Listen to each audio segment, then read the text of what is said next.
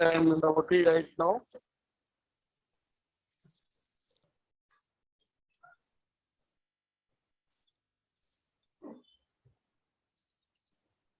Good evening, ma'am. I think we should continue, ma'am. We are already live. Okay, Dr. Vishal. So, with permission of Tejke's call, sir, and can we start? Go ahead, Dr. Please go ahead. Sure, ma'am, Please go ahead. Okay. A very good evening, respected seniors, friends and colleagues, and some of them outside our specialty too. A very warm welcome. Once again from Rsacp Puducherry for this special webinar on women in leadership roles in anesthesiology, challenges, perspectives, and guidance. First of all, I would like to wish each and every one of the women anesthesiologists and others who have joined, seniors, mentors, friends, colleagues, and all those who have logged in, a very happy International Women's Day. We've just celebrated a couple of days ago, but this webinar falls in the same week. Before we just start today's panel discussion, I request our patron, Dr. Tej, to speak a few words so that before we proceed, we invite you to give us blessings. Thank you. Thank you. Welcome. Welcome everyone whosoever is attending this webinar to this Rsacp academic webinar series. And today's webinar is a unique one. All the efforts which have been taken by our coordinator, Dr. Vijayalakshmi from Puducherry, a GC member of Rsacp also, she has taken all the pains with the support of Dr. Naveen, Dr. Vishal, Dr. Anju, and others. The theme is absolutely fantastic and suited for this International Women's Day, the women in leadership role. And the patrons of this webinar are Dr. Indrani and Dr. Rima. The moderator is Dr. Anju Grewal. And having a great classic anesthesiologist in her panelists like Dr. Jaishri Sooth, Dr. Sunanda, Dr. Kajal Jain, Dr. Aruna, Dr. Manisha, Dr. Sumalata. I know great inspiring women leaders who have devoted a lot of their lives in perfecting the teaching, academic, patient care, and as well as the character building. A Women's Day is not only one day. A Women's Day is almost whole of the year. The roles a woman has to play are unique, multifaceted, and challenging. And we are happy that the anesthesiologists, not only in India, but the world over, the women anesthesiologists have taken a leading role in building the fraternity and the faculty and the character of the younger generation. With these words, I welcome each and every person, whosoever is connected to this webinar, for a wonderful, fantastic, and mind-boggling this webinar. Thank you very much. Thank you, sir. Thank you very much for your blessings. Before we start, we will be waiting for our President Rsacp, Indrani Hemant Kumar. I hope she'll join. It's too early for her in US. And Also, Dr. Rima Meena madam, she said she'll join a little bit later. So I now wish to request our beloved President-elect Lakshmi, sir to speak a few words before we start.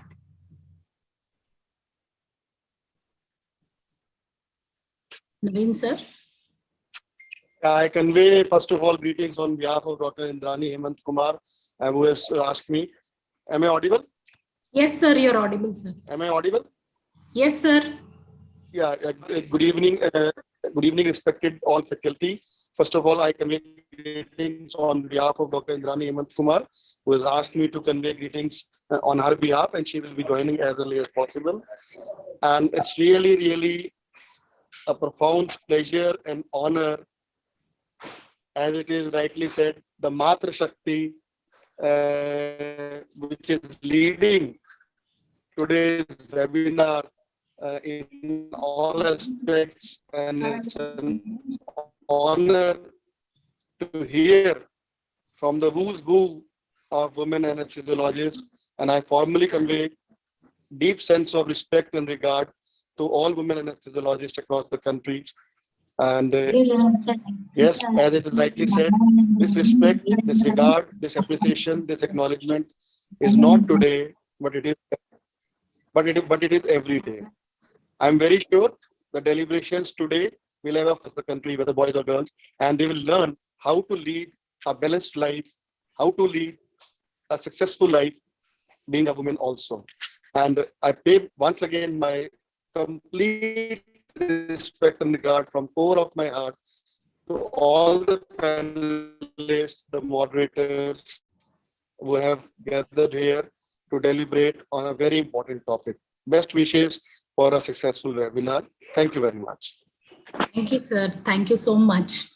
If Dr. Vishal Singla is there, I wish to request him to speak a few words, the Secretary Rsacp. Dr. Vishal. Very good evening, ma'am. Very good evening to everyone, and welcome to today's session. Today's topics are very special, and I'm looking forward to hear from the big ones of anesthesia and none else, the women anesthesiologists all across the country. Our teachers and our fellows, I think most of them belong to the women gender, and I'm looking forward to hear all the views and would like to present my views later on. I would also like to thank team Pondicherry, Dr. Vijay Lakshmi, who has always been forthcoming in bringing out of the box topics.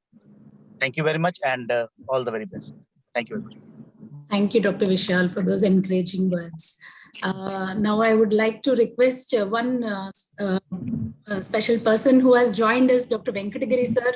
The IC president is with us today, and he's made time out of his busy schedule today. Sir, please, a few words from you before we start off.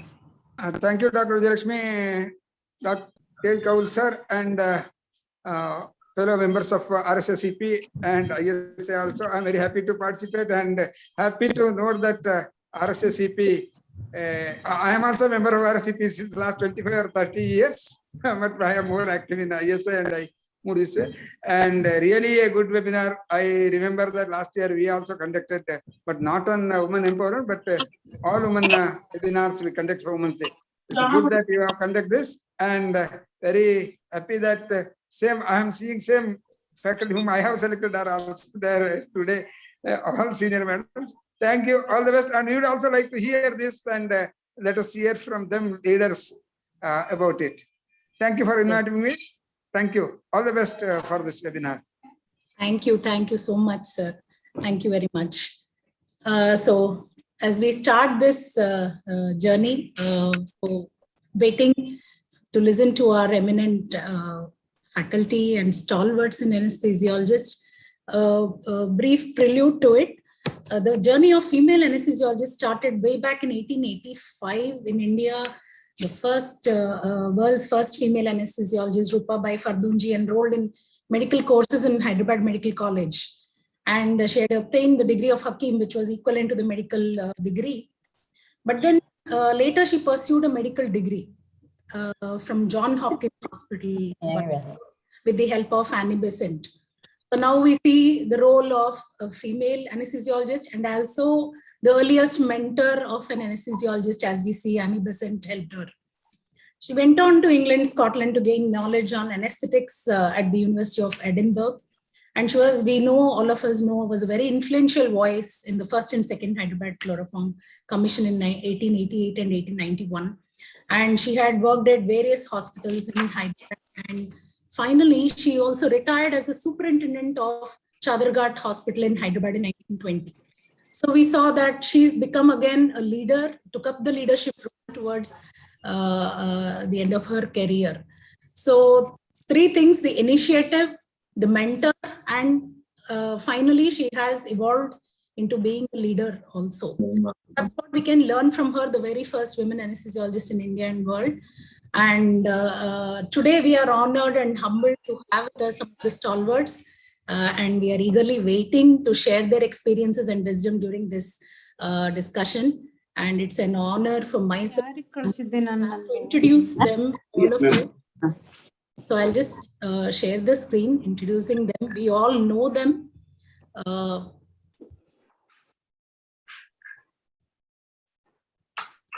Is my screen visible? Yes, it is visible. Yeah.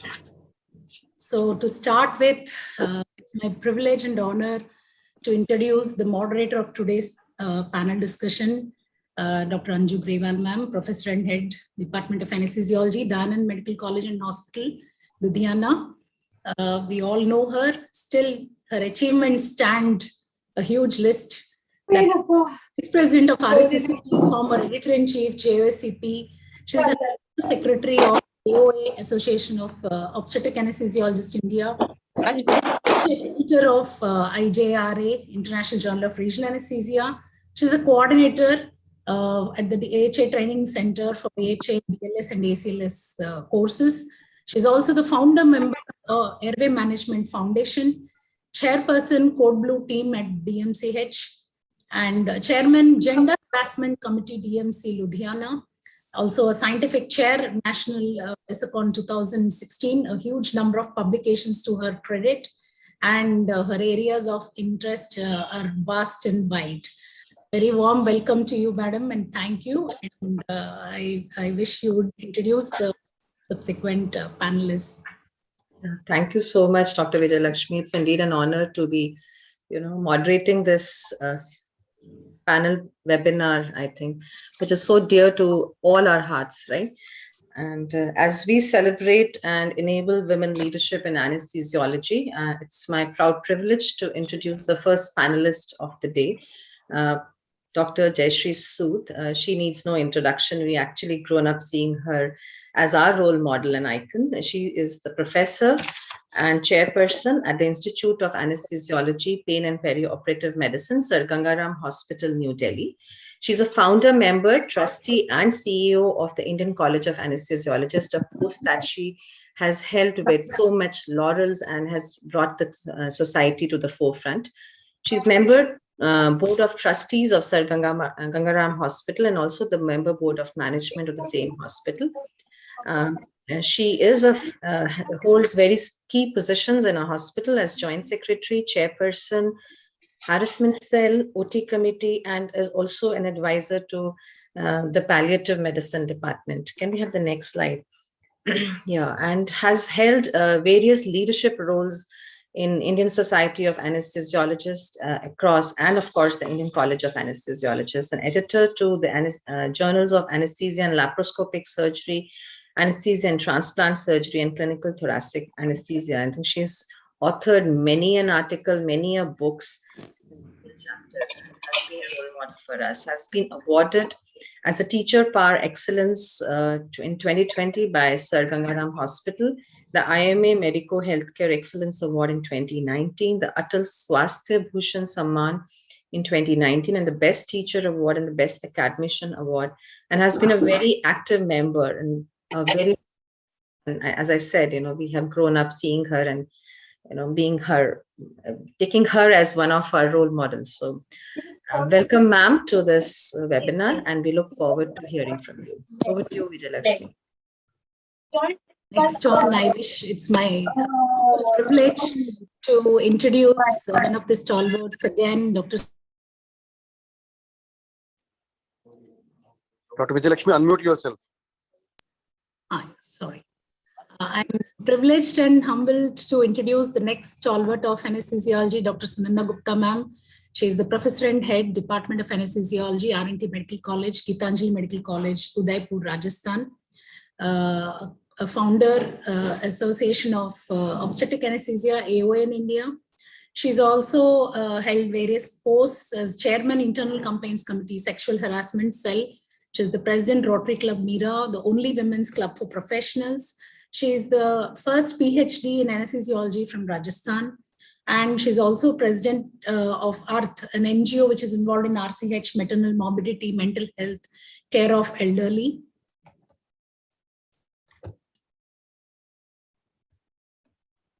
She's represented AOA India in UK, Harvard, Iran, Nepal, Karachi, Jakarta, Bali, Manila, Poland, and Russia. And she's been holding the post of professor and unit head of obstetric anesthesia for the past 20 years. And she's got the privilege of starting the first obstetric ICU and the first labor epidural services in Rajasthan. The first textbook in India on obstetric anesthesia in 2005 was authored by her, including, apart from all the other numerous publications that she has got to her credit.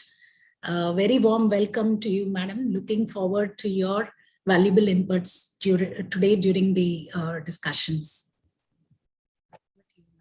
Next going on it's indeed an honor and a privilege to invite my dear friend, Professor Dr. Kajal Jain, who is a professor at the Department of Anesthesiology at PGIMR Chandigarh.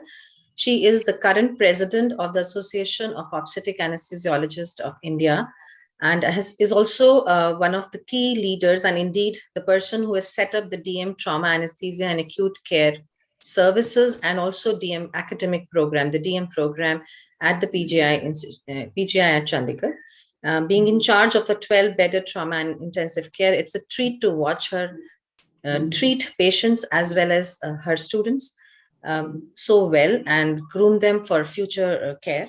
She's an honorary secretary of the Society of Trauma Anesthesia and Critical Care, has been an honorary secretary, is indeed a current honorary secretary of ISA Chandigarh, member National Academy of Medical Sciences and a fellow of the Indian College of Anesthesiologists. A lot of awards to her cap, COPS Award in 2002, and has been one of the most prolific guest speaker at various national and international conferences with a lot of peer-reviewed international journals. And what I really love about her resume is that she has written that she is a mother of 2 daughters. Indeed, a very big achievement. Welcome, Dr. Kajal. Next on, I would wish to introduce Dr. Aruna Parmeshwari ma'am. Once again, a well-known face, professor and head, Department of Anesthesiology, Pain Medicine at Ramchandra, that is Srihar, Chennai. And we all know her as an efficient speaker, an eminent speaker in various national conferences. And she's been an excellent teacher. And her achievements include being the Vice President of Association of Obstetric Anesthesiologists of India. She's also the specialist board member at National Board. She's the floor leader of all operating rooms at Srihar. She holds the position of chair of the OR committee, as well as member of Medical Staff Executive Committee, Academic Administrative Audit Committee, and Academic Council at Srihar. And she's also the fellowship coordinator of 2 important fellowships, IAPA Fellowship and AOA Fellowship at Srihar. A very warm welcome, ma'am. It's a privilege that you are on our panel today. I take the privilege to invite one of our great leaders, Dr. Manisha Katikar, who is the president of the Maharashtra State Chapter of Indian Society of Anesthesiologists, to this webinar. She is a chief anesthesiologist and intensivist at the Balwant Institute of Neurosurgery and Intensive Trauma Care at Solapur, Maharashtra. An associate editor to IJ, she has been a very active member of Indian Society of Anesthesiologists, as well as Rsacp, I would say, has been a GC member of the Maharashtra State Chapter of ISA from 2008 to 2010, has held various posts like as being founder editor of the newsletters, has been a secretary-elect, secretary, vice president, and now she goes on to be the president. I really look forward to seeing you one day as president of ISA as well. Has received proficiency awards thrice and has been a very active member of calls and also the prestigious Rukmini Pandit Award at ISACON at Ahmedabad 2021. I think she's one of those who has been bestowed with the maximum awards at the ISA National Conference, and the entire credit goes to her hard work. And welcome, ma'am, and we really look forward to listening and having your views today. Thank you so much for joining us. So it's my privilege next to introduce you to my previous senior at JIPMER, Dr. Sumanlata Gupta ma'am. She's a professor at JIPMER, Puducherry, and she was the past GC member of Rsacp 2015 to 17, and she's also examiner for various universities and as well as National Diplomat Board and member of the National Medical Council. She holds important posts in curriculum, that is MBBS and Allied Sciences curriculum. And in JIPMER, she holds the post of Chairman, Hospitality Committee, ex-in-charge Medical Gas Plant. And she's also a mentor to the MBBS students at JIPMER. Very warm welcome, ma'am. We look forward to listening you and your thoughts during the course of this discussion. Over to you, ma'am. Thank you so much. Would like all the panelists to have their videos on. Thank you so much for joining us. Without much ado, I would actually go forth and start the discussion which all of us have been eagerly waiting for. As we celebrate women leadership across us, my first question is to Dr. Jaishri Sooth and Dr. Sunanda Gupta, the stalwarts up here. We actually grew up watching your grace, the respect that you effortlessly, was conferred onto you by your peers, and the command over the specialty. As an inspiring, prominent women leader, could you briefly recount your journey, especially the challenges? You're the young female anesthesiologist up here in this forum who would love to listen to your challenges that you faced on your roads to this leadership stalwart positions that you hold now. Over to you, ma'am, Dr. Jaishri. Ma'am, you'll have to unmute yourself. She's unable to unmute.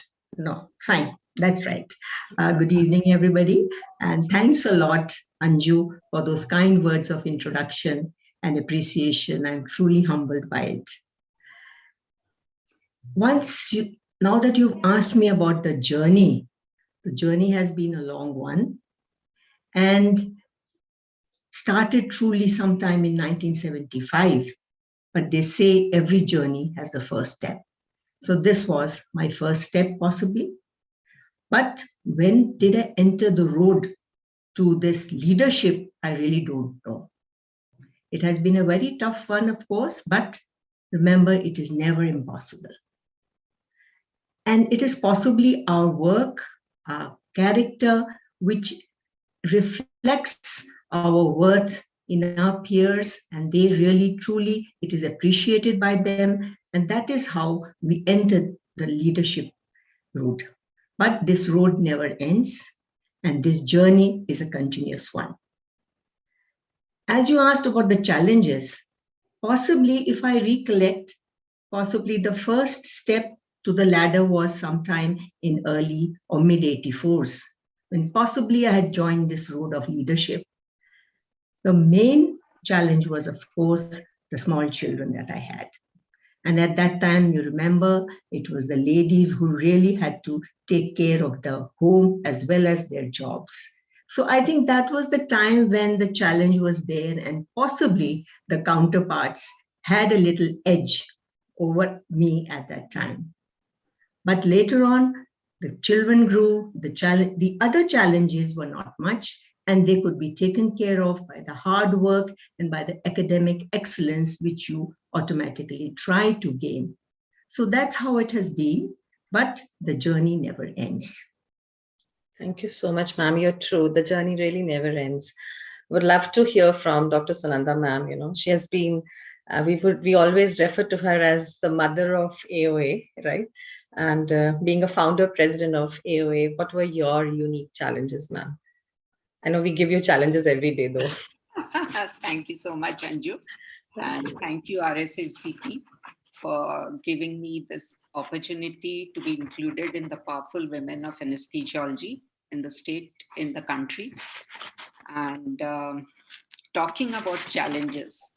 Well, challenges during the early part, as Jaishri said, was pretty difficult with families, with small kids. And I stayed back for a year, did not join active service, rejected a government job.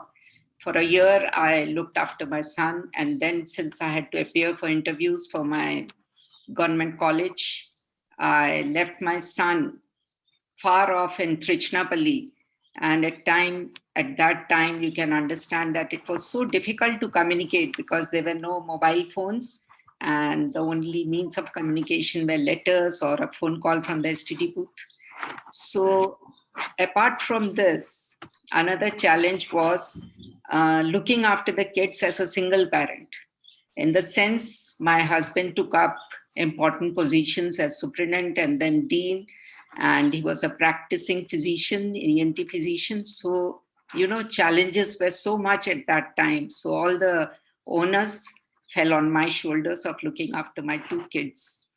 And till the children were at home, my academics took a back seat. I had minimum publications, minimum no chapters, minimal conferences, and of course, no speaker invites. But then I was jolted out of my complacency when we were due for our promotions. And when the promotion list came, at that time, our promotions totally depended on our confidential reports. And so two of them jumped from behind me to, professor posts, just because they had excellent confidential reports. And these confidential reports were definitely linked to the academic pursuits of the candidate.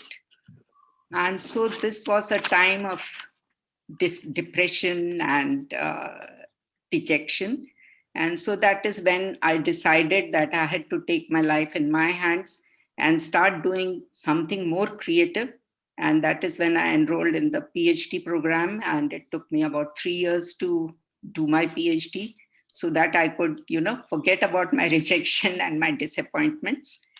And then the disappointment came when I was pushed into obs and gynae. I thought this was not a place for me, I wanted to put in double human tubes. I did want to do cardiothoracic surgery and more challenging oncosurgery. But then that was one disappointment, that giving only spinals is not my field, But then when I saw that it was obstetric anesthesia that I had to do, so I went on to, start the first labor epidural services in the state. I started a 2-bedded obstetric ICU, and then I wrote a textbook on obstetric anesthesia.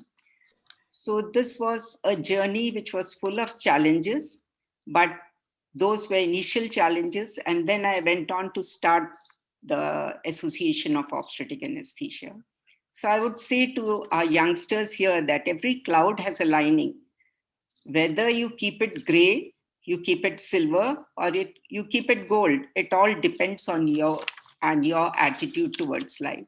So every challenge that you have, you should use it as a stepping stone towards success.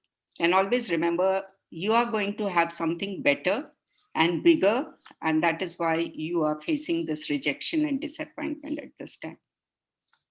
So true, ma'am. Thank you so much. Indeed, you actually turned a challenge into an opportunity to excel.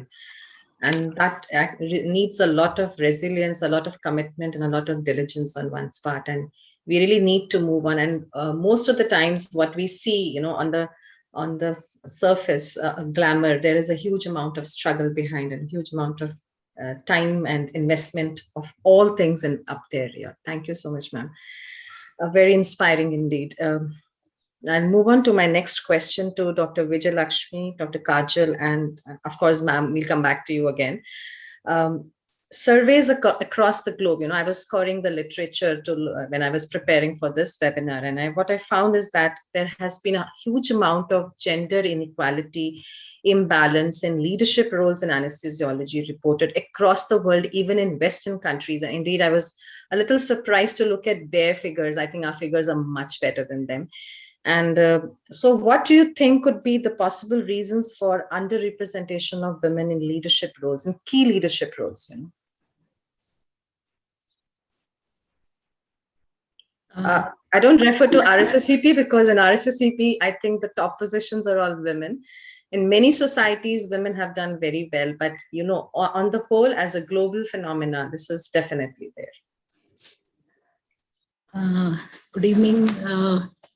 Ma'am wanted me to answer at least one question. I thought I was out of the...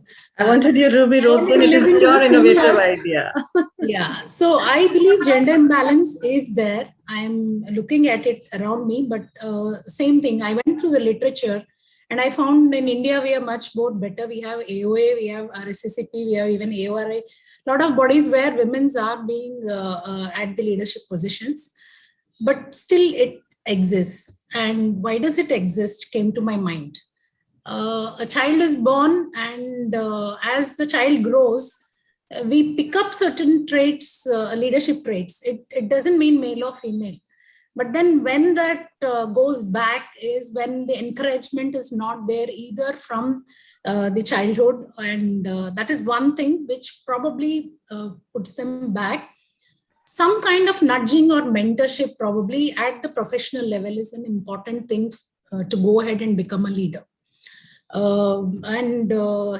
I would like to say support from not only the male peers, but as well as the female peers and colleagues of our own, speciality.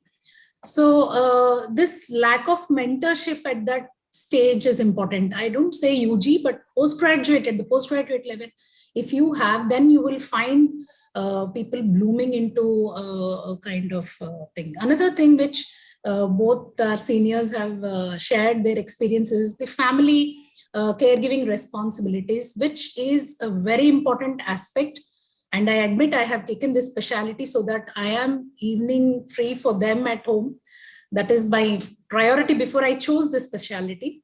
And I had all the other specialties in front of me to choose. I chose anesthesia because of that. And that is one thing I feel which is important. You have to balance both. So, but then in leadership roles, you have to put in that extra time and effort. As and when you find the opportunity, like both the seniors have spoken that they found time a little bit later, that's okay, but then they bloomed very well and they've been our stalwarts now today. And here I would like to share one small example, if you permit. So there was a female friend of mine who wanted to contest in a local body election or something for the society, one of the societies.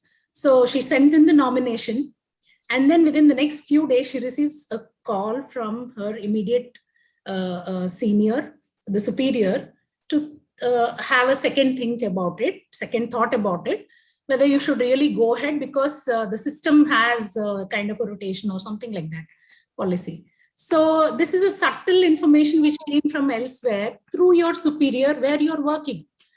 So these kind of things early on in your career, you want to make a difference and work hard, you have enough time and dedication, but then getting the information from a superior, immediate superior at workplace, that then you will think your priorities. No, it will definitely hamper your CR or your career progression. So definitely she had silently withdrawn the candidature. And I feel these kind of things are the ones which I think create this imbalance. And we face it, all of us have faced it. I have shared one of this. So this is one of the things I wanted to. Thank you so much, Dr. Vijay Lakshmi. Dr. Kajal, do you think there is an inherent societal conditioning up there that leads to some underrepresentation of women? Dr. Kajal, you have to unmute yourself. Dr. Vijay Lakshmi, can you? Yeah, I was not being allowed to unmute myself. Okay. First and foremost, I also extend my warm greetings to this August gathering, and I also thank Rsacp for choosing me to speak in this eminent webinar. And again, like first and foremost, I also feel the same, that in India, we are much better off. Look at how many women are there at a powerful position. And I've seen at the present moment, all societies are the major societies are being headed by ladies. So, and I feel that there is nothing stopping back in at least India. Whatever Vijay Lakshmi said could have happened to anybody. I don't think it was related to a gender. So what So can I kind of interrupt you here, because I would say that definitely has nothing to do with gender, but are there elements of microaggression up there, which actually, what the kind of example she said was a kind of a microaggression coming in here. Yes, some microaggression is definitely there, but whether like in our country it is related to gender, I'm not very clear, because at least I have not faced it. So I have we have seen over the years that there is no such inequality, only except that what irks you most at your workplace is somebody calling you a sister. So that thing it's very irritating. Besides that, we have never ever received this kind of treatment in our setup.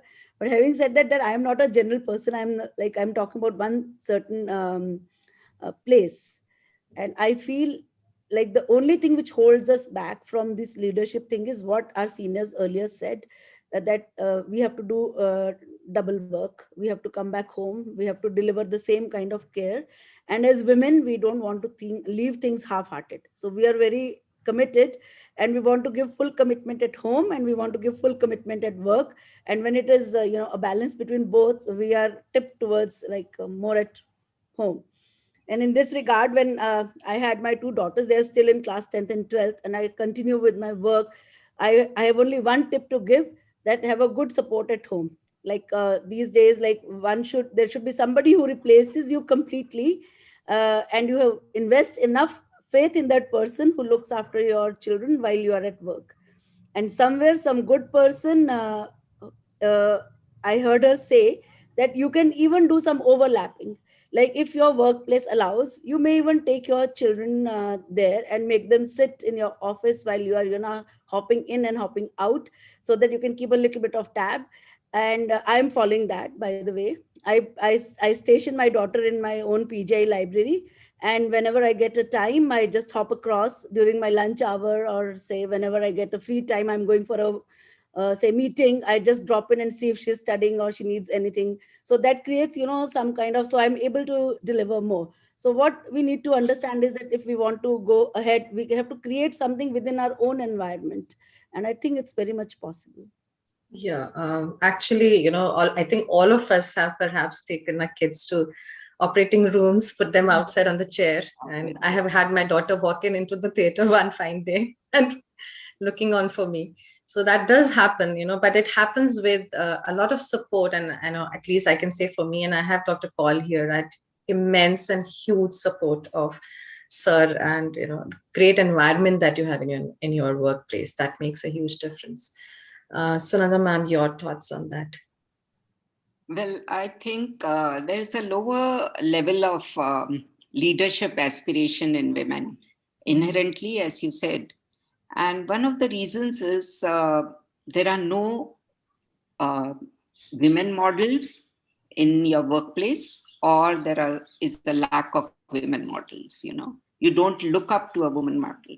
And when there are no women models around, what happens is that you sit around, talk about how to, exchange recipes, exchange the best shops available where other discounts going on. So there's a sense of complacency and just, gossiping. So that happened when my faculty here in this medical college had pointed out that, ma'am, before you retired and came into this medical college, that is all we used to do. And once you have come in, we are so much into writing papers, publications, and going to conferences. So that makes a lot of difference, you know. And the second is lack of leadership education. Where do we have seminars or academic meets which motivates our young generation, Gen X, to become or prepare them for leadership qualities? We do not have such academic meets. And of course, a lack of research background in your place of work also causes a lack of inspiration for leadership. Thank you, ma'am. I think ISA has indeed picked it up with the women, with the young youth cell up there. I think that will really promote a lot of young Turks to come forward. Right. Dr. Aruna, you know, have you actually indeed faced any internal, and we do have internal barriers at home and everywhere, mindsets, but external barriers, microaggression, something that, you know, really weighs us down. Would you like to share? And how did you actually, what we're looking forward is how to combat that? Thank you very much. First of all, I would like to thank Rsacp and everyone there for giving us an opportunity, especially all the men involved who wanted a women's leadership program. I really applaud them for doing this. And special thanks to Dr. Vijayalakshmi for making me a part of this and for the kind introduction. Now, if you look at, fortunately, I've been working in institutes where personally, I have never faced any gender discrimination or any barrier. Similarly, even from the family side, I've had a very supportive family and support groups in terms of my in-laws and parents and my husband, so that I did not face anything on my own. But over these 25 years of being in anesthesia, I have been a part of somebody else's story where someone came to me because sometimes the female changing room for postgraduate students alone is taken away by the head of surgery and nobody is involved and no alternate arrangements were made. A particular junior colleague has been bullied by a male surgeon, or a particular student has been bullied by a male relative, or he has not behaved with her properly.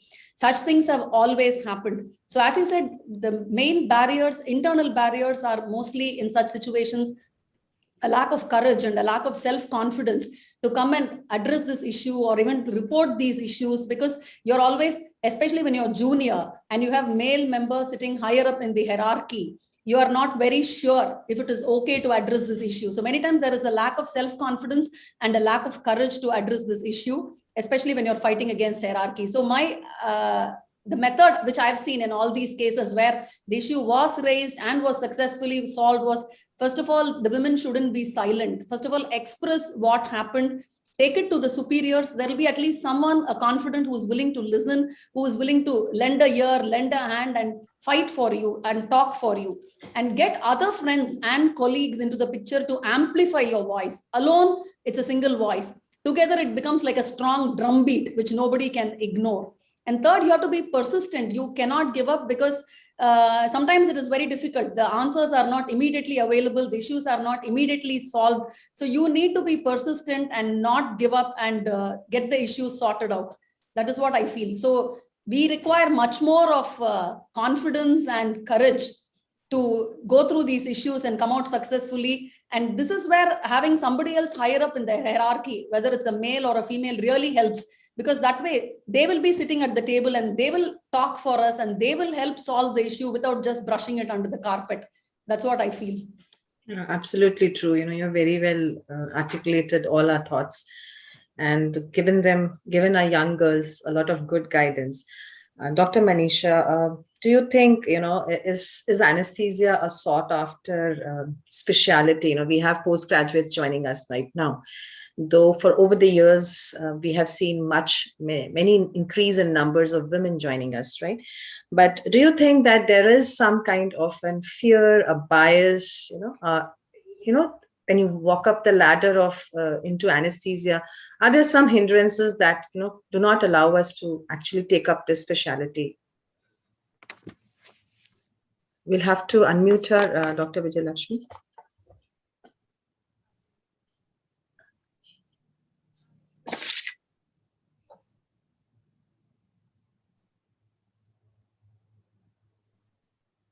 Yeah, welcome, ma'am. Good evening, all. First of all, I would like to thank all the dignitaries, and I'm really humbled and honored to share the dais with the stalwarts. Thank you, Vijayalakshmi, for all the honor. I'm really humbled.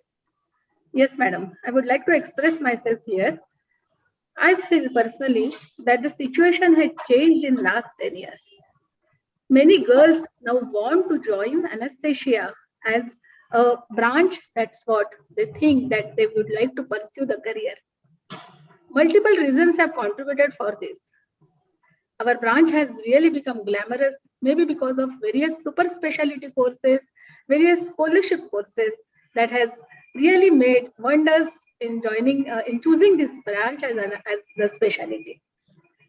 And I must say that because of this, many females, many young girls now want to join anesthesia and want to pursue their career in this field. Another thing I would like here to mention is that if we look at the leaders who are sitting here on this prestigious dais, so many of the department or the head of the departments of anesthesia in India are the female leaders. And whatever I remember, like I got my degree of anesthesia from JJ and then post-graduation from Tata Memorial Hospital. At both the hospitals, my head of the departments were the lady anesthesiologists, Dr. Urmila Sathe and Dr. Sushila Shaha madam. So we learned so much from them. And I think that has created a great impact on many of us. And I feel the chairs, the respected chairs who are attending this program, they are also creating a great leadership impact on their students. Thank you so much. Indeed, you are absolutely correct. Dr. Sumanlata, just wanted to know from you, is there any, as Dr. Manisha said, we have changed over the years. I believe a lot goes into a grooming girls. And then, of course, having women HODs up there, that does make a difference. But do you think that as a female anesthesiologist grow up in the hierarchy, in the departments, are they kind of, looked upon as somewhere who have slowly degraded to become incompetent? Or do you have some kind of an imposter syndrome, something like that? Dr. Vijay Lakshmi, I think you'll have to unmute. I think we'll unmute all the web faculty up here.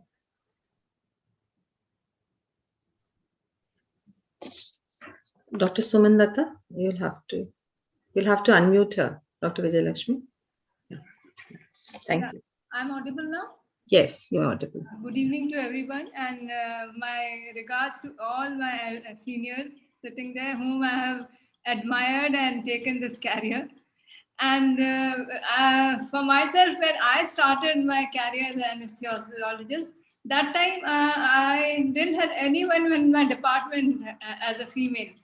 And all the department was full with males only. So I was the only person as a female candidate in that college.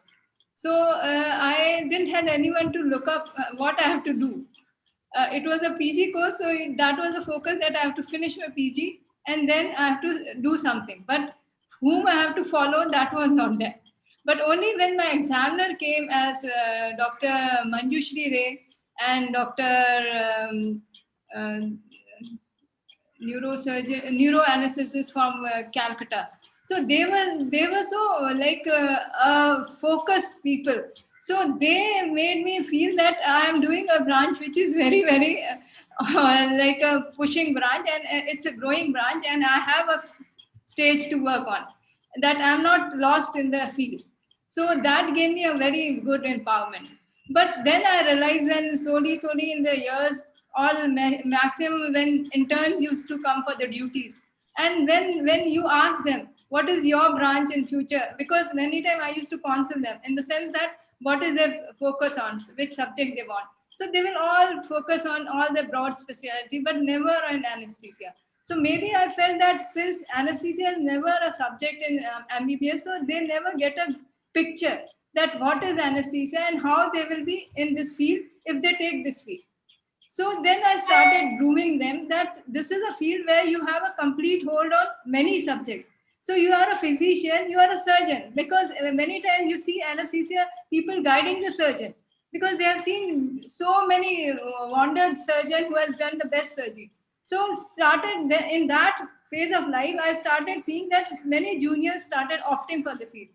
But then one thing more I realized was in that phase of life when you have started your career, there are so many family responsibility in everything, and so you are in the two boat, but you still balance, and then you come across, and when you become like a performer on the stage, by the time your co-colleague start thinking, okay, now she has got a grip, so now they will start on the other way.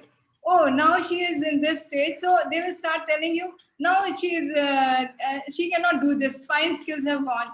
So she's on the same thing, the same male colleague who is in the same boat and everything, he is supposed to be a leader, but you are not given that baton to run ahead. So that way also you have to just make in the two phase of life, you have to struggle. Initial phase, and when you are made a performance for years, and then when you feel like now I am stable, then again this question comes: are you still capable? Are you still competent? Are you still able to hold the baton to run the field? So that was my big question anytime when I feel when this comes in a career of a woman. Okay. So, Dr. Manisha, as we look at these issues that span across the entire lifetime of a female anesthesiologist, or so are there some role? Do you think we really need male protagonists to actually enhance our careers? Madam, I would like to agree with the first part. Yes, we need a protagonist, but gender is not at all important. We need a protagonist to climb on the ladder of success, to climb on a ladder of, even in the private practice also. Yeah, and you being in private practice, you have a lot more to add to us. Yeah. Yes, you need someone in your society, maybe at city level or maybe at state level also, that someone who is there who will show you a positive path, a path of success. He will be the person who will guide you. He will be your mentor. He will be your role model. And he will always, even he will try to find out your mistakes while you're doing practice. And you need that kind of person. I don't feel that gender is important because he is the person who will show us the path of success. And I'm really lucky that, and I'm very fortunate that I have seniors in my society at Solapur Anesthesia Society who guide me whenever I get problems, academically, non-academically, maybe I must say, maybe in the society, ISS society, while working in ISS society, I go, I speak with them frankly, and definitely they help to solve my problems. They tell me that you are on the right track. They tell me that you need to work like this only and work with sincerity, dedication, and your hard work will definitely pay. So I feel you definitely need a protagonist who will be a mentor as well as role model. It may be male or it may be female. Gender is not important at all. I want to put one point in that. It is actually it is an unintentional bias. So it's not that intentionally, it's totally unintentional. But it is sometimes you have to ignore or you have to work along with them. Then it works out. So, as women, we have a unique advantage of bringing in compassion to our work. And I think that can create a balance. And not only that, as Dr. Manisha said, it is not gender specific. I believe personally that we must have protagonists. But what is more important is to have people around you of either genders who are sensitive to each other's growing needs. And that perhaps, gets you the thing. So Dr. Aruna, do you think there is a role of a mentoring circle, especially when you look at research grants, papers, or academic pursuits? Even at family and work, we all have talked about mentoring circles, and support things. But do you think they have a lot of play? Because especially when you look at the research aspects, women have indeed lagged behind. Yes, actually, if you look at most of the recently published articles on about women in research, we find that there is a gross underrepresentation of women in research, because most of the time how this research grants and publications goes, it looks at the track record of somebody. So somebody already has a track record, then they are more likely to be chosen for the grant. So unless you have someone pushing it for you based on the actual science behind the study, no research grant or publication is actually accepted at many times. So it sort of becomes a vicious cycle. You don't have the grant, you don't have a track record, so you don't have further grants. So if you want to break this vicious cycle, then we really have to work towards it. I'm sure if we put our minds to it and say, yes, I need to get this done, I'm sure all of us have the persistence to go in that direction. Most of the time, what happens is many times we are too much occupied with the family and with the clinical work or whatever administrative roles we are there, that academic research sort of takes a back seat. It is only when you realize that you are missing out on a lot of other opportunities, then you start looking at research in a big way. And then once you pursue it, I think we can go forward. The percentage is actually quite increasing day by day. And there is a difference now, but I think we can bridge the gap slowly. And there will be more women taking research grants and publications if we put our minds to it. And Dr. Kajali, you being in a research institute, I think you'll be able to throw much more light. I would say that bring in a team, because nothing can be achieved by you yourself. So like in PGI, like you have a like-minded circle, definitely. You find out who is the like-minded circle, and all of us have a potential. Somebody will have a potential to frame a research question. The second person may be very good at writing methodology, and so on and so forth. So you find the circle within your circle, that who is the one who will be helping you out in some research. That's what we do. We sit together and then we frame one question. Say if I have the potential to frame a research question, then I see Nidhi sitting in the audience. She will be testifying whatever I'm saying, because I don't think, because she is one of my teamies. So you have to make your team, and then you have to write the research question and go ahead with it. There is nothing stopping you. All researches, even if you get the grants, it needs a team. So basically, for the beginners, I would say that start forming a team. Find your team members and be very transparent. Don't always, eye for first authorship or the corresponding authorships, and don't just do like that. Be very clear from the beginning. The one who raises the question and makes the research question can take the lead, of course, with the help of others. So that's how you start. That's how I am going ahead with mentoring. That don't always think that I will only take this research grant and I will only head. So it's a team effort. And with this team effort, I don't think there is any stopping back for anybody, whether it's a male or a female. Basically, it's all about a team. Yeah. You're welcome, Doctor. I would like to just to add a sentence for this. Our own Indian Journal of Anesthesia had published an issue in September 2021, and all the authors were the lady anesthesiologists all over India. Yeah, I know. Dr. Madhuri Kurti was the lead author there. Yeah, excellent. We welcome Dr. Indrani Hemant Kumar, our chief leader, stalwart up here. Welcome, ma'am, and really obliged to have you up here with us. We welcome you, ma'am. So nice to meet all of you on, after such a long time. I've been probably out for the last two sessions, and I'm really happy to get back and meet all of you. And such a wonderful session. I'm just keen to, hear more about it. We'll have your inputs at the end again, your tips and your tricks. So you have a huge wisdom, bag with you up there. Thank you, ma'am. So going ahead, why is it important that women should hold? Why are we really talking about that women should be there at leadership roles? If you look at the WHO report, it says women deliver, men lead.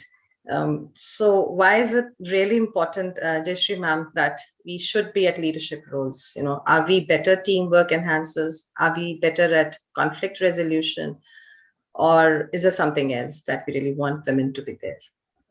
Very important question, valid question, and nothing against our male counterparts, but definitely the ladies would be better leaders. I fully agree with that. And reason being that it's not that they do not work in a dedicated way, the male counterparts, but the ladies have more compassion. They are passionate about their subject. So once they are leaders, seeing their passion, they become role models. And not only that, they are very good team leaders. That is because I feel that this is a gift that has been given. They are God gifted Because even if you see, all of us see at home, it is the ladies who are the bonding factor in the family. So they bond the family members. So similarly, in the department, I think the head would be a good team leader, the lady, and she will be able to take all of them along with her, of course, with no bias towards the males, but she would definitely be able to do a better job. So this is what I feel. They're better listeners, rather than just speakers. They have a good ear, and the youngsters would all confide in them. And so listening is very important also, to go along with everybody. Absolutely. And have everybody go along with us. So I think they will definitely, it'll be better if we have leaders as ladies anesthesiologists. Dr. Manisha, you are there as president of the ISA state chapter of Maharashtra. Do you think women need to come more forward and play a prominent role in major national societies? And how would that impact the society as a whole? Actually, madam, whenever a male or a female, maybe anesthesiologist or a leader, expresses themselves boldly, then there is always a bias by the third party. Whenever a woman asserts herself, for example, if she speaks directly or she promotes her ideas, maybe she is often called as aggressive or ambitious. And when a man does the same, he is a dedicated worker, he is confident, and he is strong. So such kind of bias is always made by the third party.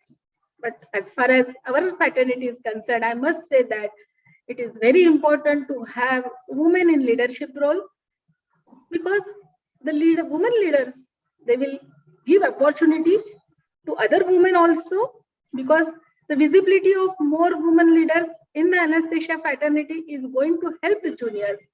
They will have, as Sunanda madam and Jaishri madam said initially, that they will have someone to look upon, someone, mentors or role models who have done so well, extremely well in this fraternity as leaders. They will have someone to look upon. So as more and more number of leaders enter this fraternity, definitely it is going to be encouraging.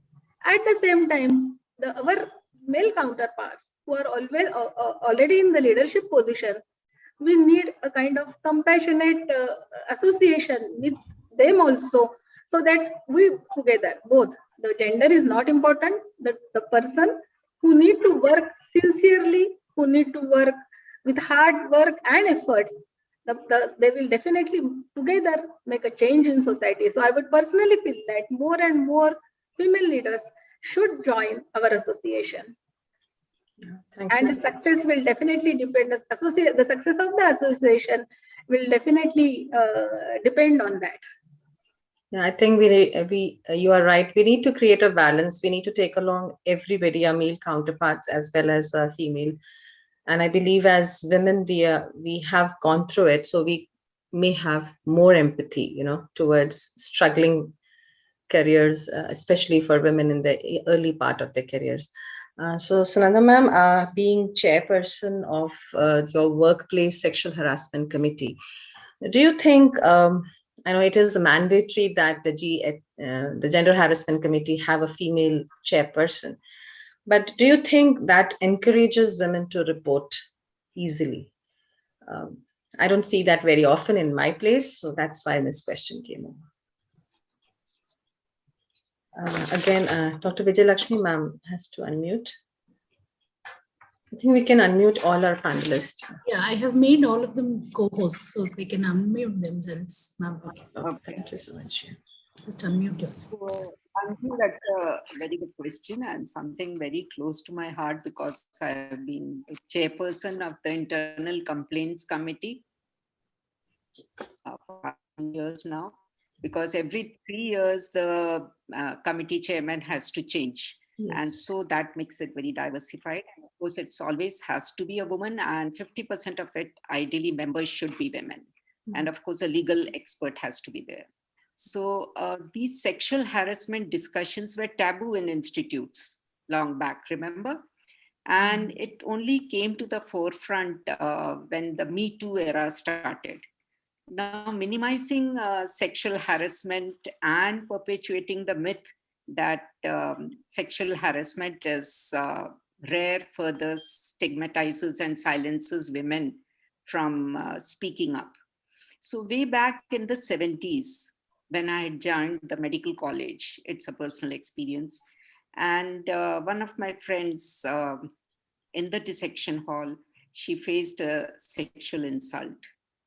And she wanted to keep quiet, but me being me and a good friend, I said, no, we need to stand up for this, stand up against that boy. Went and complained to the HOD of anatomy department. There was no ICC in those days. And identified the guy on a photographic parade and had the conviction and the strength to get him rusticated from college for 6 months. That was way back in 70s, and you can imagine the amount of pressure from all the seniors that please withdraw your complaint because you're going to ruin the career of that guy. So, you know, women need to stand up and girls need to know how to say no and don't take anything lying down. So as a leader, I think you need to be very sensitive when you are in this position. And recently, about a couple of years back, the postgraduate girls were very upset about a surgeon who used to keep, sending out gender-sensitive remarks. So I made them write out a written complaint and sent it on to the ICC. And that created a ripple, and, you know, that guy stopped interacting with the girls that way. Yeah, So these kind of, yeah, true. A lot of confidence and ensures that women speak out against sexual harassment. And you have to be, as role models, very strong and very sympathetic towards the girls working around you. And the flip side of it, you have to be very careful, you know, because Yes. there are a lot of women coming up with false accusations on our male colleagues. And it is just because they are unhappy with some remarks he passed. And so you have to be very judgmental in these issues and investigate, and it should be in an unbiased manner. So I've tried, as ICC chairman, I've tried to ensure that robust and very transparent policy and procedures are followed verbatim. A zero tolerance towards any sexual harassment. So an advice to all our youngsters, please don't take it lying down. And it's very important that we learn to say no early on. That is very important.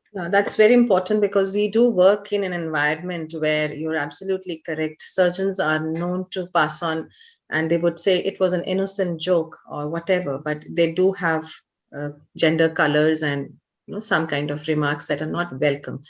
And therefore, important point, Anju, I would say that we all as allies and upstanders who have seen these remarks being passed, we should not be quiet.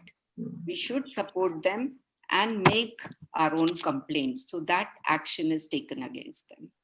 So, you know, we have to be upstanders and support them because it's not very easy to talk about sexual harassment. So this will make the workplace safer for the aggrieved party and also for all those who support the aggrieved party. Yeah.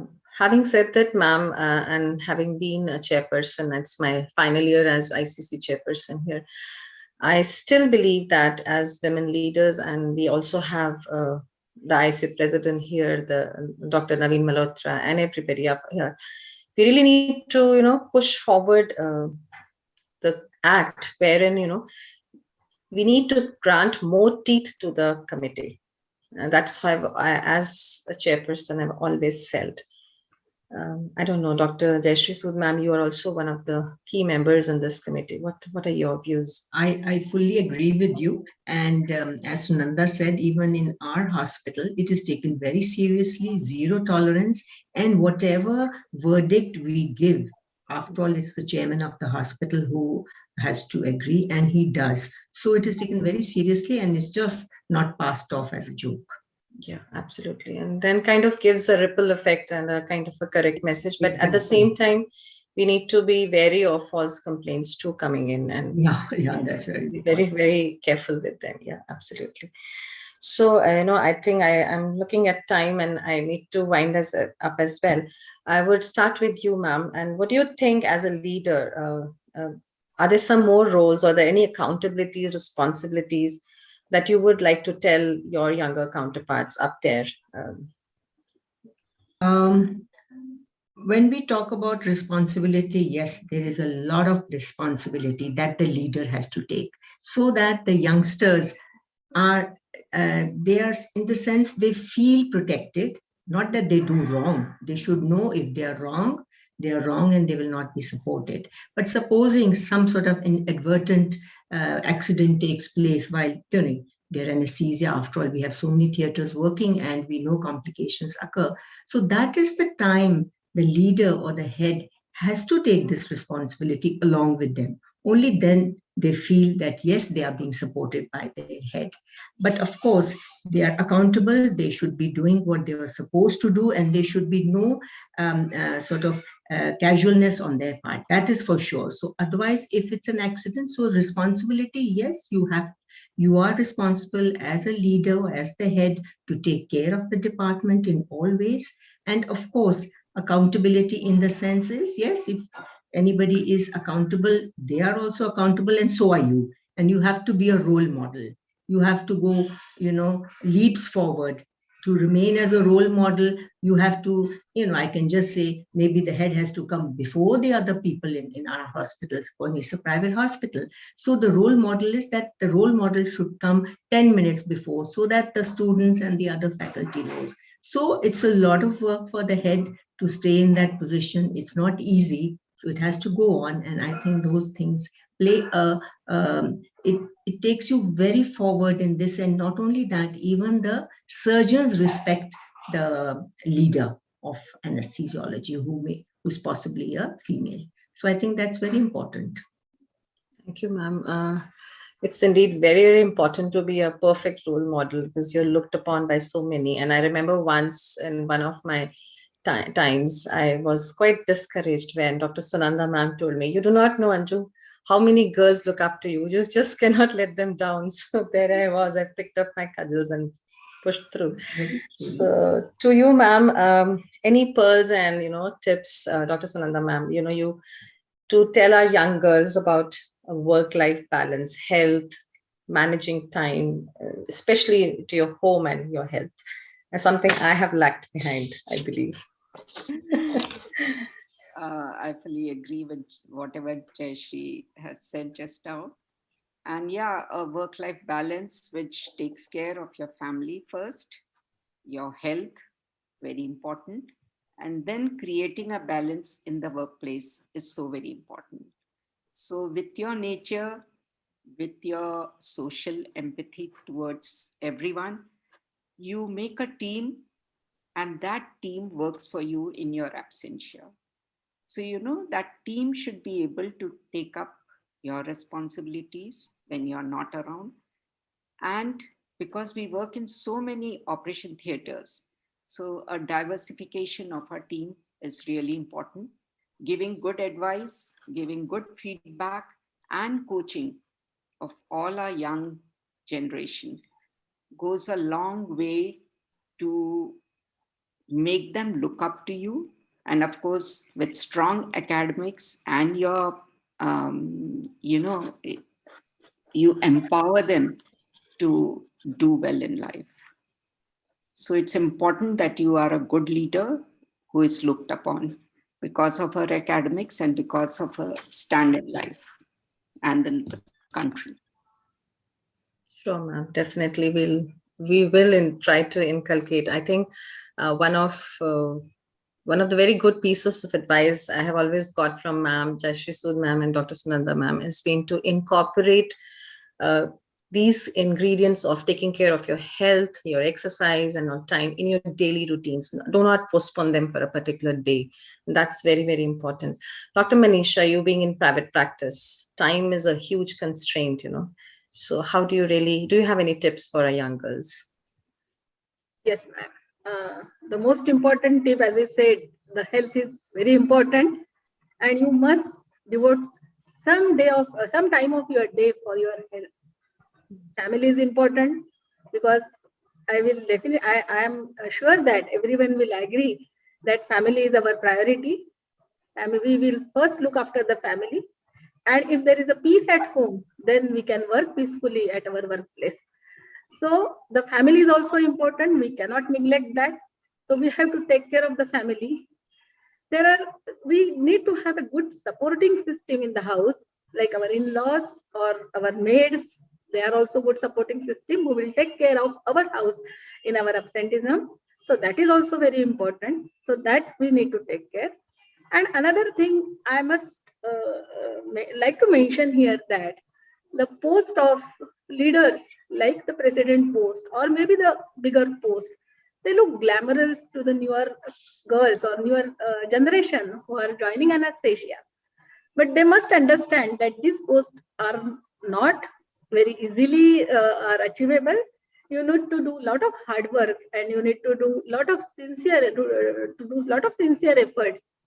And these posts are the seat of thorns, because you are expected to work more and more when you get such kind of post.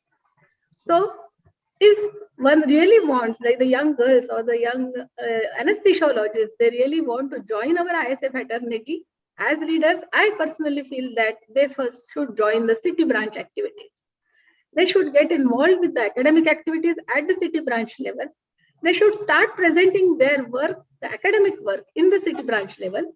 The seniors in your society will appreciate that. You will get more encouragement. You will go to state and national level. Your work will be more encouraged. Your capacities and capabilities will be recognized by the seniors of your fraternity, and you will get exposed to more and more people from your fraternity. You will get more and more friends, and that is the way of success. You will get involved with the society activities, and that will create interest and impact on you. So personally, for young girls, in the initial period, I must say that the work life as well as the home balance is very important. But once they achieve that, once they are happy on that family front, they must enter the academic work and they must show interest into the ISA activities. Absolutely. It's a stepwise progression indeed. Dr. Kajal, one of the very important pivots of our work-life balance is our mates, our support system back home. How do you really trust them, and how do you really, build them up so that, especially to your young girls, you often hear them, Madam, hum nahi ja sakte kisi conference mein. Who's going to look after our children? So that is something we want an advice from you. So first and foremost, I have been brought up by a working mother. So if I could do it, then I'm sure our girls can also do it. So one thing is that which always tells me that my mom never babysat me so much. And why should I keep on sitting with my daughters? Of course, we should look after them and we should be aware of what they're doing. But we don't need to do helicopter parenting. Like leave them alone, let them grow by themselves. And be strong first at home, and the same strength will carry you forward in your workplace as well. I have seen so many girls who depend so much on their husbands, and I particularly don't like it, because they will ask their husband to fill their checks and all that. That irritates me. Like, if you can't do this small bit, then what are you going to do? Like, start doing your things yourself. Be in charge of your own self first, if you have to be in charge of so many other things. And then, as Anju will agree with me, that we have learned so much from our seniors outside our own work scope. Like Sunanda ma'am is sitting here, and I'm telling you from the core of my heart, I have learned so many things from her. And it's always good to go out and listen to your seniors outside your own scope.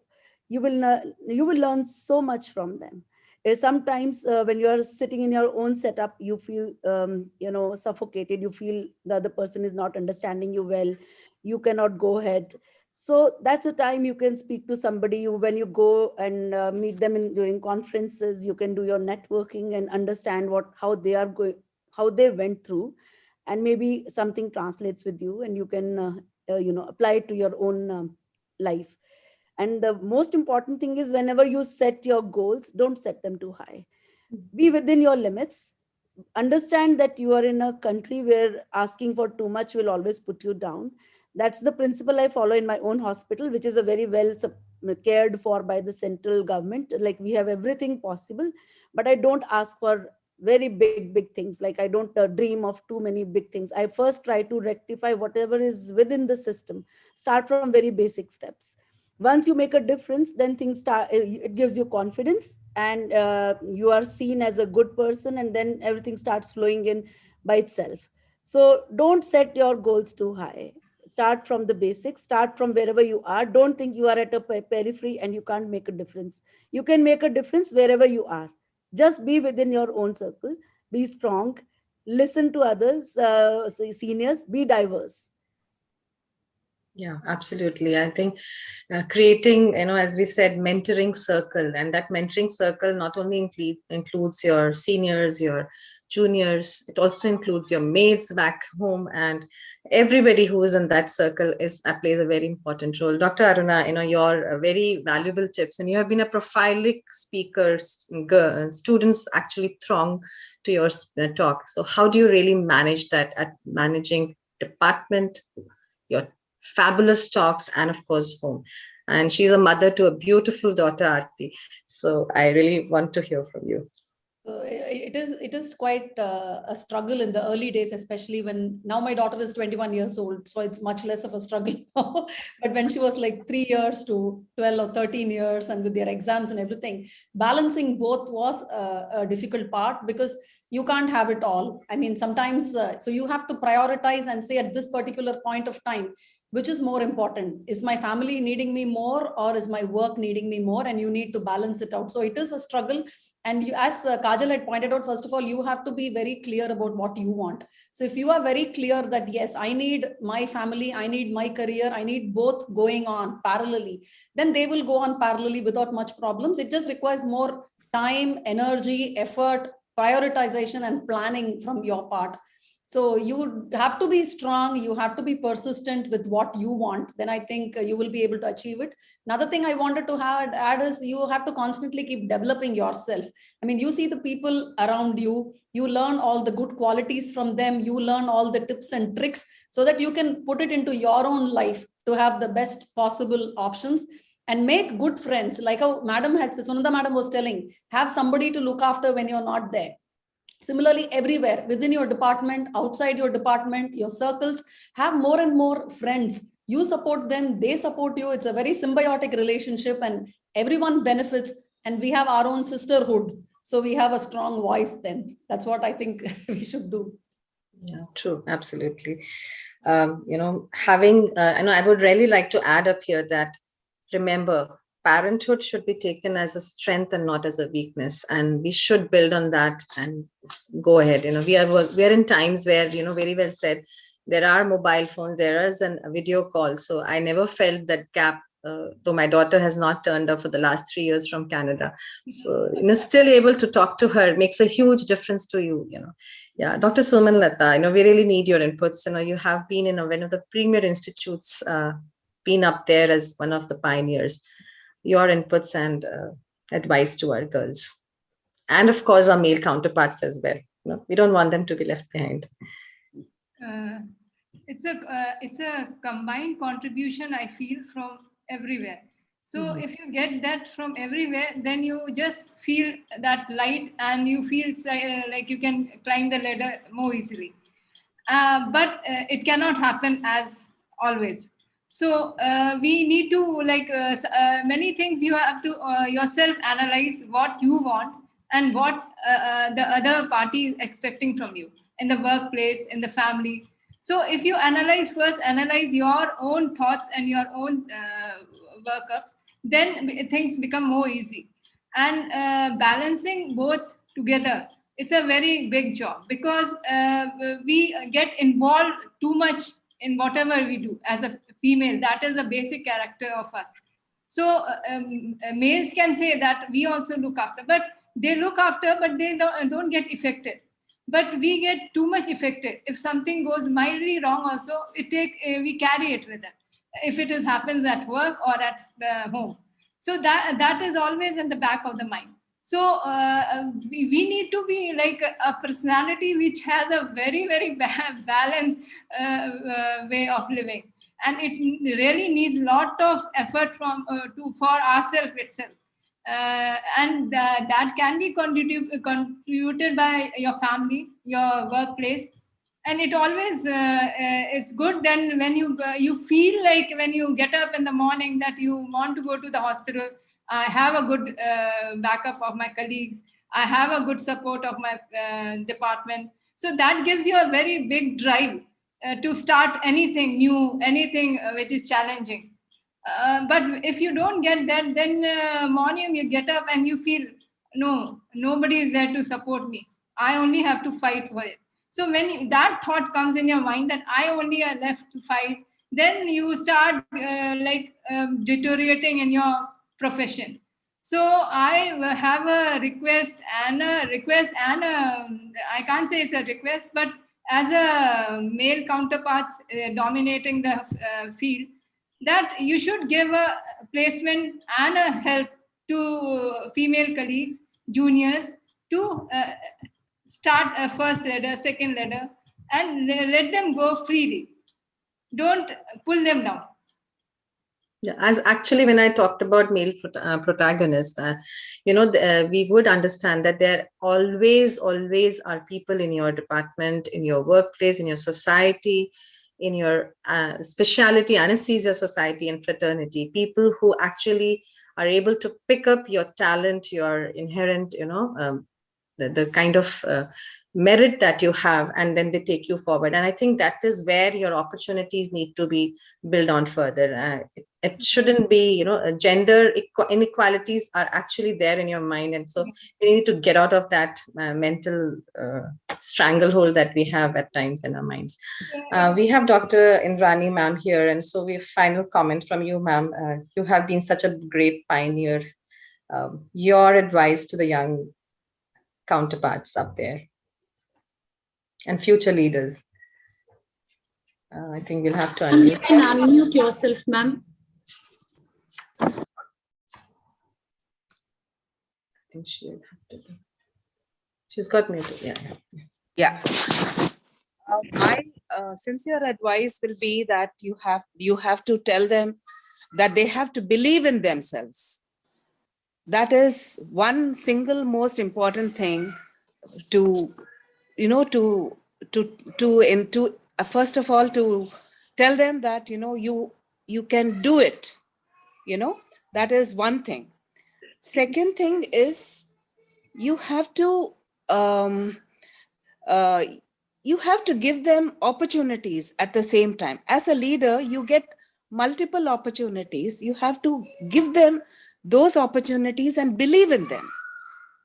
And wherever you find some weaknesses, I think you have to be helpful and, teach them by example. You have to live by example to them. So that's how they get inspired. You have to be an inspiration. So basically, it's not about, your designation or your title. We don't work towards a title or a designation. That is again another thing which we have to tell them. But that you have to work hard. Nothing comes easy. Okay? For everything you have to work hard. So that has to be imbibed into women leaders, the upcoming women leaders. Again, the qualities of being strong, but not being rude, qualities of being thoughtful and humble and working hard. I think all these are very, very important. Not to be arrogant, and basically make them dream more, So probably all these qualities will definitely take them automatically into a leadership role. That's what I feel about how you can inspire a young woman to become a leader. Thank you so much. That's very important, I think. You have indeed pushed a lot of your department to the forefront of the country. It's such wonderful leadership that you have, displayed. Yeah, you're blessed. Thanks, Anju. Anju, can I, with your permission, can I ask a question to Sunanda, madam? Sure, definitely. Ma'am, you spoke about what do you call sexual harassment. What I feel is, having faced personally also certain problems, the problem here is the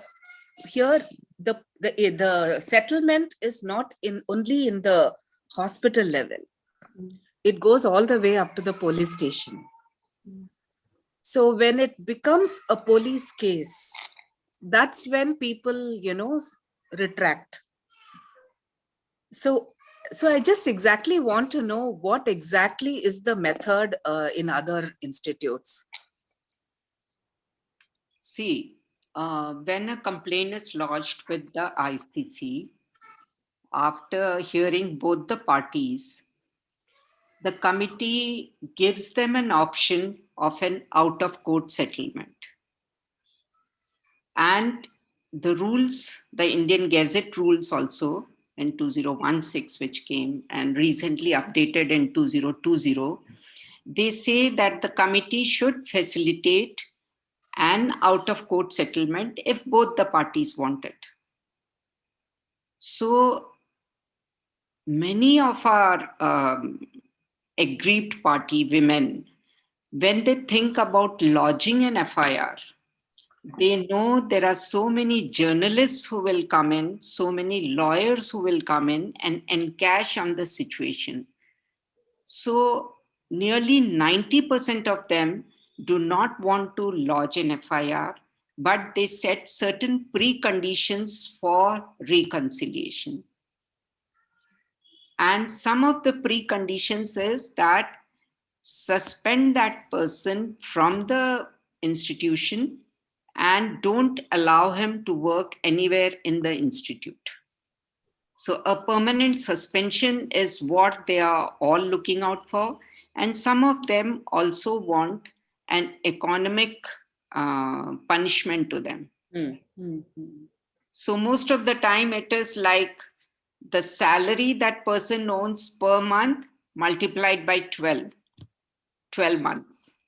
Okay. So, they get a 1 year's compensation, removal from the job. And when you write that this person is being suspended, you also have to write he is being suspended for sexual harassment. So, the aggrieved party gets a little bit of satisfaction that at least when he goes with this application to any other institute, or when they call up this institute and try to find out why you left it, this piece of news will always be written there. So I agree with you that lodging an FIR is a whole long process, but then now the rules have become more women friendly and they try to give you a judgment in time. But then, of course, the ICC chairman has to be very, very careful that in a set period of time, within 3 months, all the reports should be sent to the head of the institution, whether it is a reconciliation out of court or whether you have to facilitate an FIR for her if she is very adamant on it. And also, at the end of the year, the ICC chairperson has to make an annual report and submit to the DC, the district commissioner of the city. And indeed, the women has aggrieved women, if she feels that she's not satisfied and she's not satisfied even with the kind of police treatment that is being meted out to her or by the ICC, she can move up high up to the National Women Commission, independently suo motu. So that is the kind of powers that have now been bestowed, and I think they need to be taken up in the correct, very sensitively, and of course with correct judgment. That's very important. I would like to wind up and hand over the mic to Dr. Vijay Lakshmi for her pearls. And of course, I would love to hear from Dr. Naveen Malhotra, Dr. Tej Kaulsar, and who's been my main protagonist, if I were to say. And sir taught me that life doesn't work in boxes, and that is how I used to work initially. Ye kaam karungi to wo nahi karungi. But then he taught me how to go along, and I'm really proud, to say that wherever I stand, he's been a great mentor to me. And of course, my father up there in heaven has always been a huge support to me. And I'm sure all of us have them. We have women protagonists, we have male protagonists, we have support structures, but the biggest support is you yourself. Learn to build your own self. With these words, I thank you all for an excellent webinar. It's been really enriching and learning experience for myself and for all of us. And I hand over the mic to Dr. Vijay Lakshmi for giving us this wonderful opportunity. Thank you. Thank you all. Thank you, ma'am. Such a wonderful discussion and so much inputs and guidance received from all of you here. And we also have a kind of a brief, if time permits, if Anju ma'am will agree, a brief open house for whoever want to add on among the participants who have logged in, can unmute themselves and speak. We have, I think, Dr. Carolyn Weniger here with us, many others who have joined in. So anything to add on or ask the panelists, probably, Dr. Anju ma'am? Yeah, sure. And if anybody wants to give in their advice, we would really welcome it. And if we would like any to questions, we'll also take it.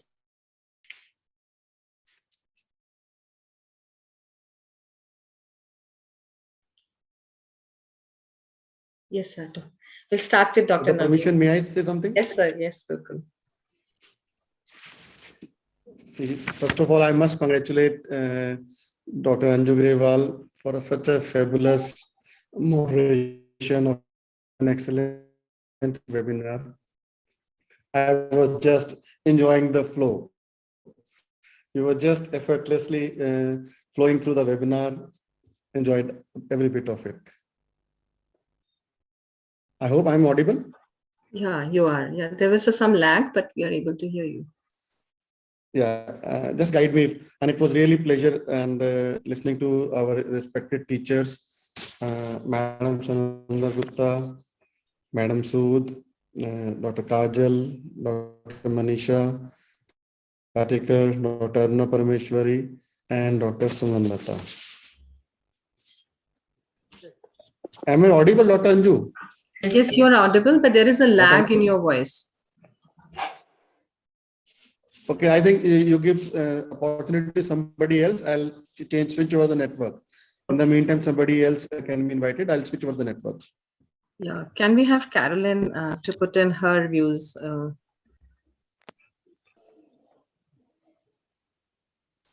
unmute. Have to unmute. Yeah. I'll just do that. You can unmute yourself, I think. Yeah. You can unmute yourself. Yeah, now you can. Okay. Gosh, I'm so was honored and delighted to be able to listen to you fantastic ladies speaking. I can tell you that these are international issues, and everything that you said resonated with me in Israel as well, especially the messages about finding good mentors and always looking forward and backward. And there was a particular comment that you made, Dr. Grewal, about understanding how many people look up to you, even if you think you may have done something that was not very meaningful. When you reach a position that's quite high, then a lot of people look at that, which is quite a challenge. But I don't know what else I can add, but it resonated over here as well, and it was a real privilege and pleasure to hear you ladies. Thank you. Thank you so much. I think by and large across the globe, the issues and the challenges stay the same. Sir, Dr. Kaul, please, we would like to have your...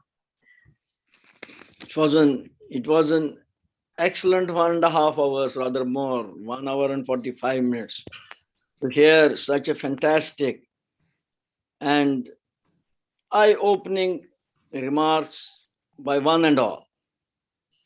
You have moderated the session superbly. The topic was women in leadership roles. It was not specific for anesthesiologists. It was women in leadership roles in general. And almost whatever the problems or the hardships one or the other spoke is not specific to the specialty of anesthesiology. It is true for women in other subjects, and not only in medical fields, in other specialties and in other fields too. We have had great women leaders in the country. We had Indira Gandhi. We have got at present Sita Raman, our finance minister. We have innumerable ladies who have been leading from the right, from the front.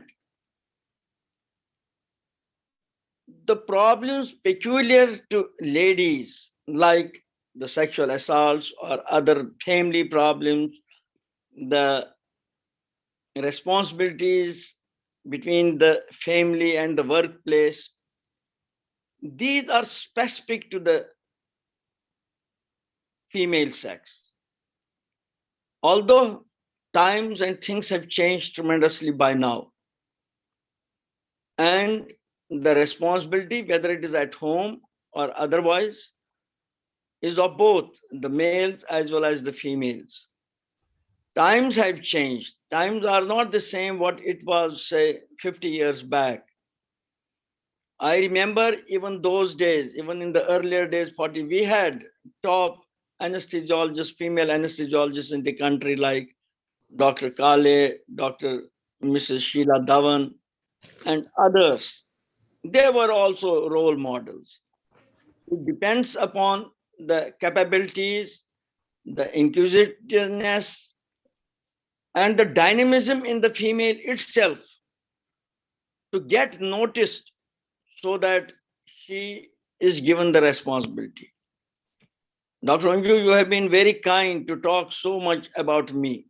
I am not worth it, and I have not given anything because Dr. Anju was a female. No, it was because Anju had the qualities and the dynamism to ensure that you lead the faculty and you lead the association at this proper level. With these words, I must congratulate the organizers, particularly Dr. Vijay Lakshmi, who has really done a great job, and all the panelists. Thank you very much. Best wishes to everybody, irrespective of the sex. All members of Rsacp. Long live Rsacp. Thank you very much.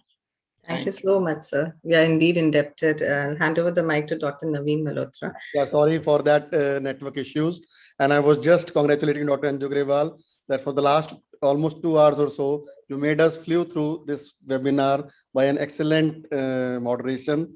And it was really very nice listening to very respected, very learned Madam Gupta, Madam Sooth, and dear Dr. Manisha Katekar, Dr. Aruna Parameshwari, and Dr. Kajal Jain, and Dr. Suman Lata, and ably joined by Madam Indrani Hemant Kumar. 2 points I'll just like to highlight. What I personally feel is about leadership roles and leadership position. I personally feel women anesthesiologists are into the leadership roles at all levels across the country. As far as leadership positions is concerned, some have taken and some have voluntarily not taken because of their priorities. But there has been no denial. But those who have sought for it, they have got it. But honestly speaking, they are in leadership roles in all the departments, in all the city levels, state levels, and at the national level also. Second thing, was about role models. If I confess, my role model is my mother and my wife. Both are females. And definitely, father also plays an important role. But I can say that nothing sacrificing for your better half. They are, I see them, they are very good leaders. They are very good administrators. And as Madam Gupta and Dr. Sooth were saying, very, very compassionate, very, very passionate. They are more disciplined than males, I can tell you. And at the same time, they are the best example for work-life balance. I can say that my wife is a better clinician, better human being, better doctor than me. And I learn daily from her. And today I'm in open house, I'm confessing. I'm in this office bearer position since last almost 2 decades or so. But every single day, when I go to the hospital, she daily says to me, "आप पहले doctor हो, बाद में secretary president हो." So please don't forget that you are first a clinician. You are first made for patients. So that's the role model she daily kicks into me. So that's why I reiterate, women anesthesiologists across the country are in leadership roles, positions. Whenever they want, they can take it. Otherwise, they are doing it in the as per their own choices. Secondly, when we were making this flyer, we intentionally thought that it should be all female flyer apt for Women's Day. So I said, Vishal, you go out, and Dr. Rima Meena comes in as joint secretary. Today also, I know she is busy for her son's counseling. So she is striking a work-life balance and prioritizing, right? As a father, I can say my daughter is going for a tour tomorrow morning, but I am in the OT managing cases and talking to her on phone. But my wife, she will be a better parent and ensuring about her clinics also and taking care of the daughters also. So absolutely no doubt, whenever we go out, it is all because of good family support. But at the same time, we should also be very, very responsible and ensure that it is an equal opportunity to progress at the society level, at the clinical level, at the family level.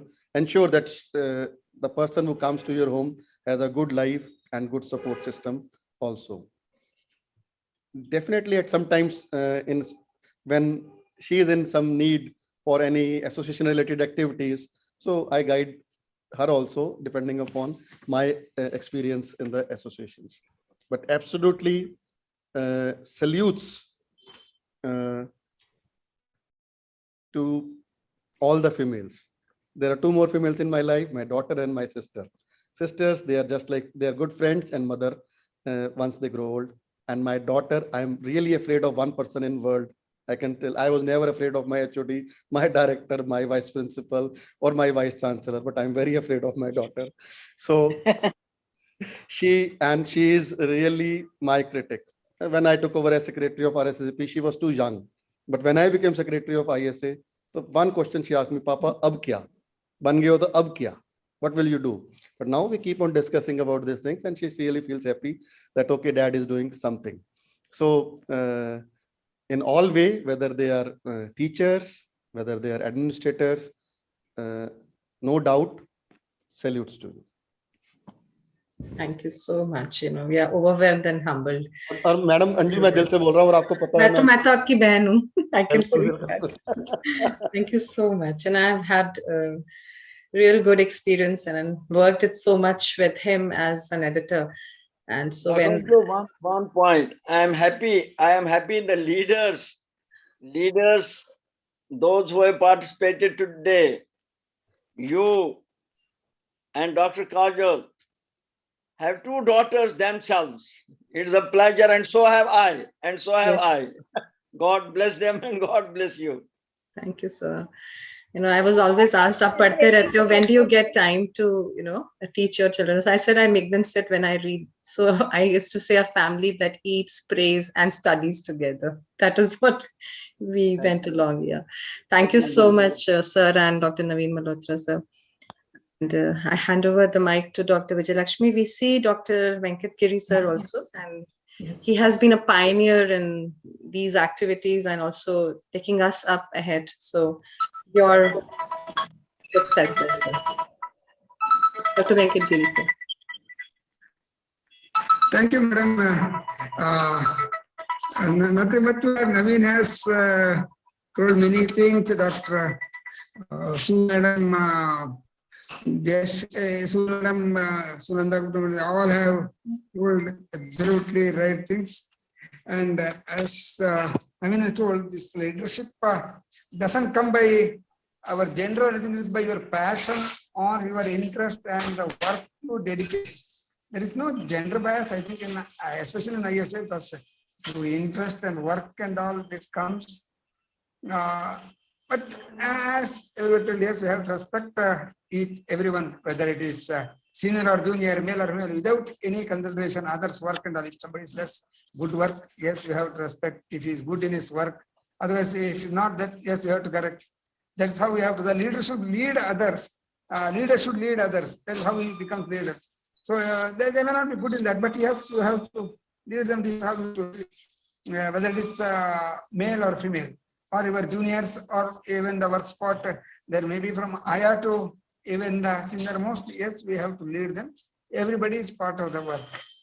That's how I gain and I win over others. Because yes, you have to be a part in their difficulties and all. Many times that's what we require. Because they have a lot of difficulties or their personal or this thing. Yes, they ask, you should be like their elder for it. That makes them, you are the important person. It should be, even if the teacher for the PG and all, many times they ask how I do it, how I should proceed. For that we made last, but it not succeed that mentorship program in ISA we made, that is what was required. But somehow I don't know why it did not pick up much. That's what is required, many people. Yes, how we have to go ahead and do that is then. Yes, that's all. But as everybody told, we have to respect everyone and move ahead. And there should not be any gender or anything. If it is done, that is absolutely wrong. Thank you. Thank you so much, sir. Thank you all, and handing over the mic to Dr. Vijayalakshmi. Dr. Anju, yes. We all should profusely congratulate Dr. Vijayalakshmi for coming up with such a nice webinar. She deserves a special round of applause from She's all an of us. inspiring GC member. Thank you, sir. Thank you so much. Nothing possible without all of your support, sir. After this such an exhilarating journey through all these discussions, and I'm confident that all of us have picked up some tips and tricks of how to become a female leader, irrespective of anesthesiology, or we have even a surgeon among us, Dr. Padmaja also. So in all the fields, taking up a leadership role, you have to lean in, give that much more and do. But my small addition would be that a leader is also, there's a human angle to it. He or she is also a human. There would be certain areas which you would suddenly look up to somebody, putting them on a pedestal, but there would be some gray areas. So that's okay, but we need mentors in our lives to go ahead. I was personally very fortunate to have about 3 mentors during my PG. Even today, each one of my webinar, one of my mentor logs in and she congratulates. All 3 are females, and I'm very happy. And I moved on. Now during the journey too, I have found few more who are encouraging me constantly, even in Rsacp. So I'm thankful to all of them. So I'm humbled and express my immense gratitude to entire Rsacp family today. The President, Indrani ma'am, Vice President, Anju ma'am, who's done such a lovely job of moderating the session with such a beautiful flow of thoughts, with all the eminent faculty, as well as President-elect of Rsacp, Naveen sir, who's been a strength pillar behind us, and also to the Secretary Vishal, Dr. Vishal and Dr. Rima ma'am for their help throughout, and each and every one of the GC members who've been like a backbone for us in organizing these webinars regularly. Special thank you to our founder, Tejkal sir, whose blessings before each webinar, I call him up and I say, sir, today I need your blessings. So thank you so much, sir. And a very big applause and thanks to all our eminent faculty, from whom personally I have learned so many tips and tricks I think I'll move forward in that direction, taking your advice, Dr. Jaishri Sooth ma'am, Dr. Sunanda Gupta ma'am, Dr. Kajal Jain ma'am, Dr. Aruna Parmeshwari ma'am, Dr. Manisha Katikar, Dr. Suman Lata ma'am. It was such a pleasure listening to you that I was telling Anju ma'am, please don't involve me in the question. I want to listen to them today. So it was lovely for your valuable insights and guidance. I hope all of us would benefit from this and move on to take up leadership roles in future. And I would wish to thank Dr. Venkatagiri sir for joining in again today. Thank you, sir, for your support and joining and us.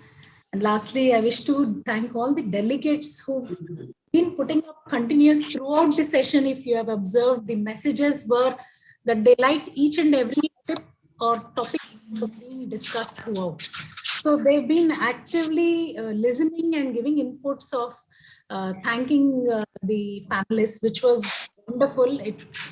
Thank you all for joining in. It was such an honor for us. And thank you all. It was a humble experience organizing this. Without your support, we could not do. Thank you all, mentors and panelists. Long live RSSC. Thank you so much. Thank you, and long live RSSCP, and thank you all. Thank you very much. Thanks a lot. Thank you, ma'am. Long live RSACP. Thanks, everyone. It was pleasant meeting, and we'll keep these memories and keep moving ahead. Absolutely.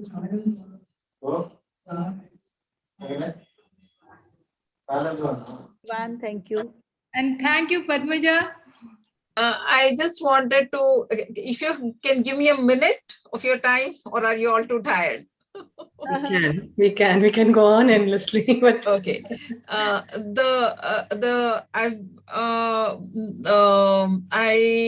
fully agree with what everyone has said. I just wanted to bring in one element. I'm a fertility expert. So I find the medical course that we go through is an extremely long one. And at every point of time, like we need to remember that women's reproductive age is also very limited.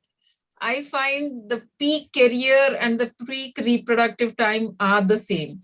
So if we work for us, for a job, because I understand the anesthetists have even more pressure than we do, because it's like literally you take life into your hands and give it back to the patient for most of the time.